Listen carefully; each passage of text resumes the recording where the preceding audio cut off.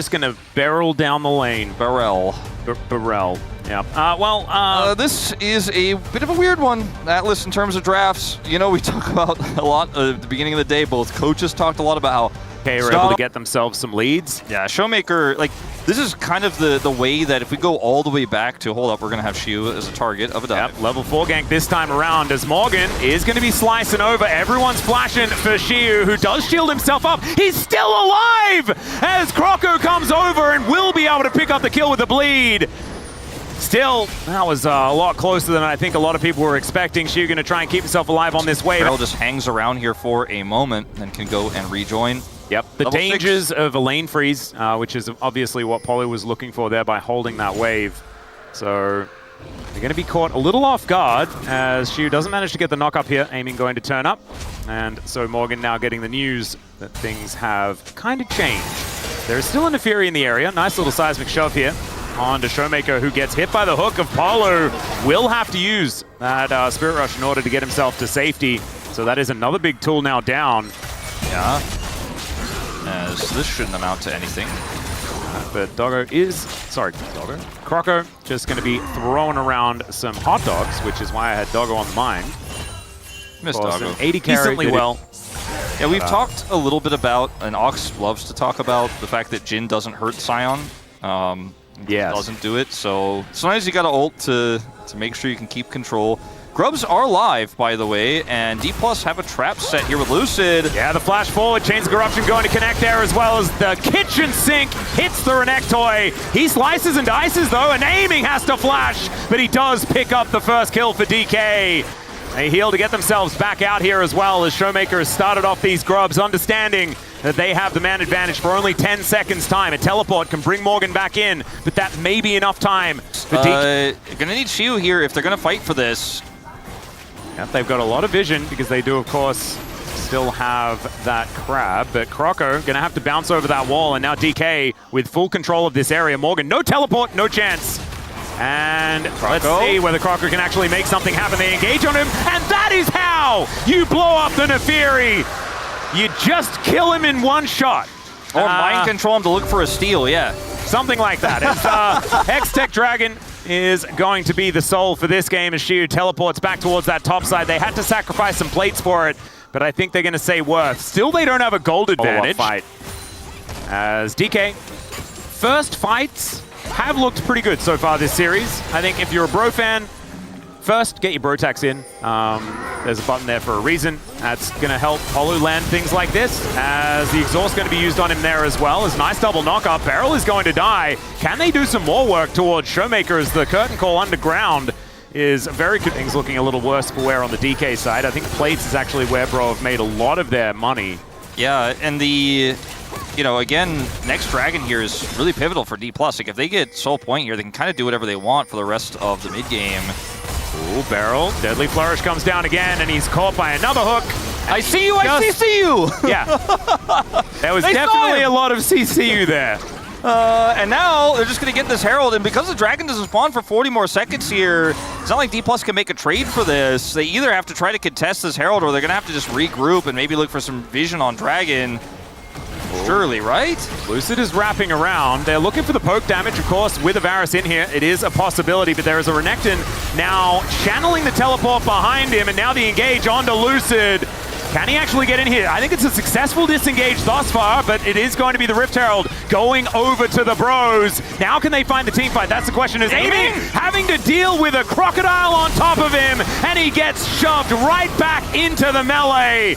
Now we do have the return of Barrel, but he's a little too late. It is going to be Lucid taking down the support, but I think he will be the sacrifice as there is a slice ready for Morgan. As Showmaker going to have to flash away. Shattering Strike from Barrel to try and save his mid laner, and Croco just gets Magnet Stormed so that Showmaker can survive. Well, that's no Magnet Storm for the Dragon, so that doesn't feel great. Shiu is at basically no health here. I'm just going to 4-shot him.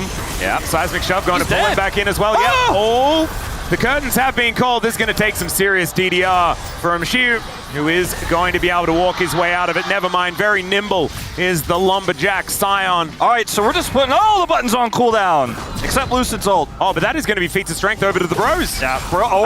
Unless Morgan just dies to the turret. Never Oh mind. my god. That could just... They spent so much trying to kill Showmaker and fail. They spent so much trying to kill Scion. They're going to teleport Closer up to at least lock down feats of strength. So there that is.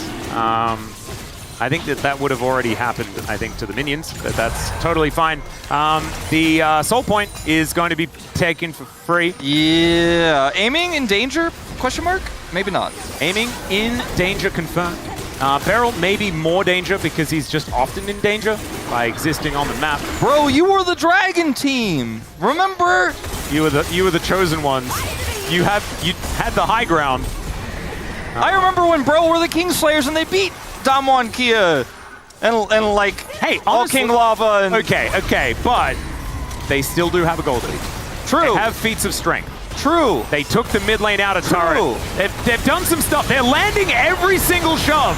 And Xiu is just dead. Xiu is also playing a tank. We haven't actually mentioned this, but he has struggled on the tanks so far here in the Rise group. Well, you know the gift that keeps giving is I see you, I CC you in this game. Like, it's actually wild. Like, we saw that flank from Lucid on the Herald earlier. They saw him. They CC him. Yep. And this just continues to be a thing. As Scion, he takes a long time to kill, but they will CC him. Well, oh, that hook was beautiful. And the follow-up is going to be there as well as the Nefiri grabs herself a kill onto the Foxy Lady.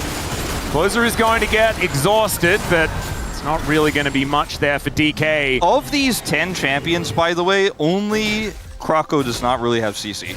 Yeah. And he has a button. They do not have vision, but they're very aware of this. TP from Beryl as well. They should be able to come for a contest, but like, they need to be faster about this. Yeah, Hook is going to connect onto a wall here as Lucid, okay for the moment, does get over and does have to flash to get out of the way of the seismic shove. Magnus Storm pulling a couple of them in, but Beryl is still going to fall down. Polu flashes away to not suffer the same fate as the seismic shove is going to be avoided. Cease and desist as Lucid will trade his life, but this time Kroko gets to go untargetable, and it is just kind of a disaster here for DK as Bro, they're seeing a target, and then they're CCing a target, and then they're killing a target. This is the gift just keeps on giving with this comp. Like, you could just make it happen every single team fight.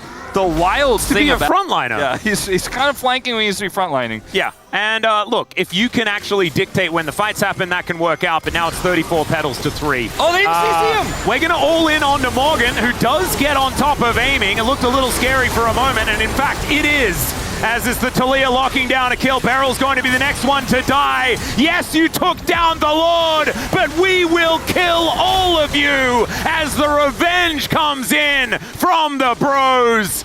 Yeah, I think Morgan's probably typing worth. It's not too much to write home about on its own, but the gold they picked up in the ensuing fight from the pick onto Morgan as 4 kills worth is definitely where they're going to be pointing their fingers here. If you're looking into all the other forms of damage. And Showmaker's caught again. Yep, another hook. Polu is just going insane today. It's looking real good. The Magnus Storm is kind of decent here from Beryl, though. That will kill Kroko as in goes Lucid. Now they're starting to get some of these resets for aiming as Closer the next one to be locked down, but they run out of damage.